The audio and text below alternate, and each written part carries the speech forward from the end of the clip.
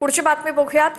मराठी माणसावरती थुंकण्यासाठी भाजपनं कुत्रे पाळून ठेवलेत असं वक्तव्य संजय राऊतांचं। एक दिवस हे भाजपवरतीच उलटेल असं राऊत म्हणाले। तर राऊतांना दररोज सकाळी उठून भुंकण्याची सवय असल्याचं उत्तर नवनाथ बन यांनी दिलंय।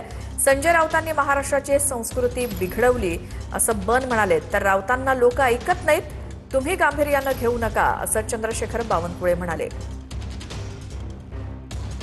नाही, असे काही भुंकणारे कुत्रे पाळून ठेवले आहेत भाजपने मराठी माणसावर भुंकण्यासाठी। लाज वाटली पाहिजे या महाराष्ट्राच्या भाजपच्या मराठी नेत्यांना। जर दुसऱ्या एखाद्या भाजपच्या मराठी नेत्यांवरती अशा प्रकारे जर आक्रमण कोणी केलं असतं तर आम्ही उभे राहिलो असतो। पण ज्या पद्धतीनं महाराष्ट्रातल्या प्रमुख नेत्यांवर, ठाकरे कुटुंबावर, ज्यांनी या महाराष्ट्रासाठी सर्वस्व अर्पण केलं आहे बाळासाहेब ठाकरेंनी, त्या कुटुंबावर अशा प्रकारे दुबे फुबेसारखी लोक बोलत असतील आणि भाजपचे लोक मजा बघत असतील, एक दिवस हे तुमच्यावर सुद्धा उलटणार आहे, लक्षात ठेवा।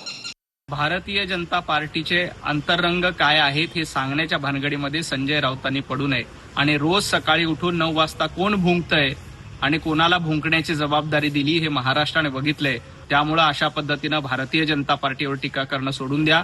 दुबेजी काय बोलले ते संसदेमध्ये राहू द्या आणि तुम्ही रोज उठून सकाळी सकाळी कशा पद्धतीनं भुंकता त्याकडे लक्ष द्या।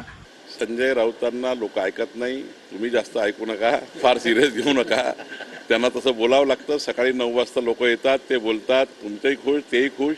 त्यामुळे मला असं वाटतं याच्यात फार कधी कधी एकाच गोष्ट ठीक आहे, पण काही मनोरंजन आहे, काही गोष्टी ह्या त्या ठिकाणी चालतात, ठीक आहे।